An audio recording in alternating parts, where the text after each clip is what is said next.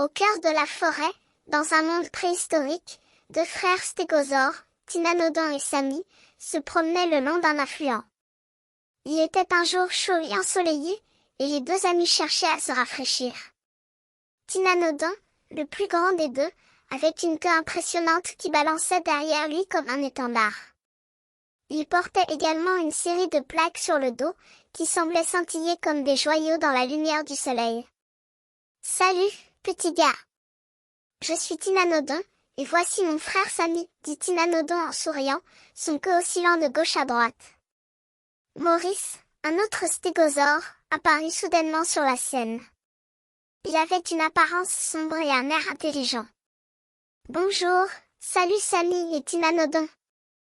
Je suis Maurice, et je suis ravi de vous rencontrer, dit-il avec élan. » Tynanodon se redressa, impressionné par la présence de Maurice.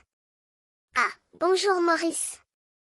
Je m'appelle Tynanodon, et je suis ravi de faire votre connaissance. Je vois que vous avez une belle collection de plaques sur le dos. » Maurice inclina la tête, flatté par l'accomplissement. « Oui, c'est vrai.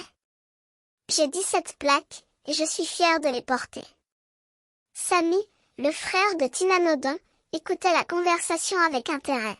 « Comment ça marche ? Demanda-t-il, curieux. Maurice se mit à expliquer son hypothèse. « J'ai une idée, et je veux la tester. Je pense que le vent souffle entre les plaques et nous rafraîchit. C'est pourquoi les stégosaures alignent leurs plaques face au vent. » Tynanodon écouta attentivement les propos de Maurice et se mit à réfléchir. Puis, il se tourna vers Samy. « Alors, qu'est-ce que tu dis ? Voulais-tu tester l'hypothèse de Maurice ?» Samy hocha la tête. « Oui, je voulais essayer. Je vais me tourner face au vent et voir si j'ai moins chaud. » Les deux frères se mirent à marcher vers un endroit où le vent était plus fort. Ils s'arrêtèrent, alignés face au vent, et Tynanodon sourit en voyant la queue de son frère se balancer de gauche à droite. « Voilà, c'est comme ça que les stégosaures font pour se rafraîchir, » expliqua Maurice. « Le vent souffle entre les plaques et nous rafraîchit. » Mais, à la surprise de Tynanodon et Samy, ils ne sentirent pas de différence. Leur corps chaud et leur queue balançante ne semblaient pas être affectés par le vent. Maurice secoua la tête. « Je suis désolé, ami. Je pense que nos plaques ne fonctionnent pas comme les leurs.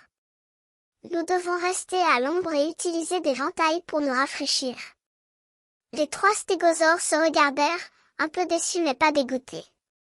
Ils comprenaient que la nature avait ses secrets, et qu'il fallait apprendre à s'adapter à elle. Et ainsi, les trois amis continuèrent leur promenade, dans la chaleur du jour, mais avec une nouvelle compréhension de la façon dont les stégosaures s'adapteraient à leur environnement.